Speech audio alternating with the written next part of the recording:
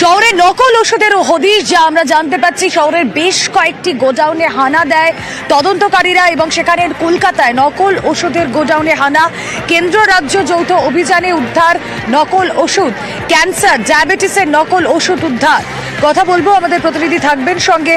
তার আগে আরও একবার আপনাদের জানিয়ে রাখি, কলকাতার দোকানে বিদেশি ওষুধের লেবেল।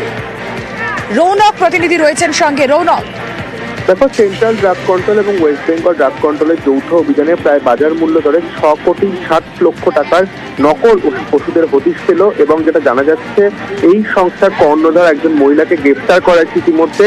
শুধু তাই নয়, যে সমস্ত ওষুধের অনুমোদন ভারত সরকার দিত না সেই ধরনের ওষুধও কিন্তু তারা প্রস্তুত করতো, অর্থাৎ পুরোপুরি জাল ওষুধ তারা প্রস্তুত করত।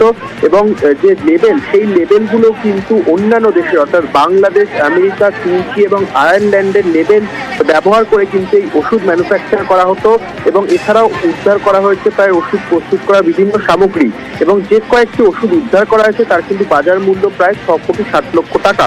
এবং যাকে গ্রেফতার করা হয়েছে তাকে জিজ্ঞাসাবাদ করে জানা হচ্ছে আদতে কিভাবে তিনি এই কারবার চালাতেন, বাজারে কি করে এই জালি ওষুধ তিনি পাচার করতেন, নাকি অনলাইনের মাধ্যমে এই ব্যবসা তারা এগিয়ে নিয়েছেন। আর অর্থাৎ যে ধরনের ওষুধ তারা প্রস্তুত করতে প্রত্যেকটাই কিন্তু জাল, এবং যে সমস্ত ওষুধ ভারতে অনুমোদনই নেই সেই ওষুধ একেবারে জালভাবে তৈরি করে তাতে ভুয়ো লেবেল লাগিয়ে কিন্তু বাজারে সরবরাহ করা হতো। এবং তদন্তকারীদের কাছে এখন গুরুত্বের বিষয় কোথায় কোথায় এই ওষুধ সরবরাহ হয়েছে এবং আদতে এই অ্যান্টি ক্যান্সার এবং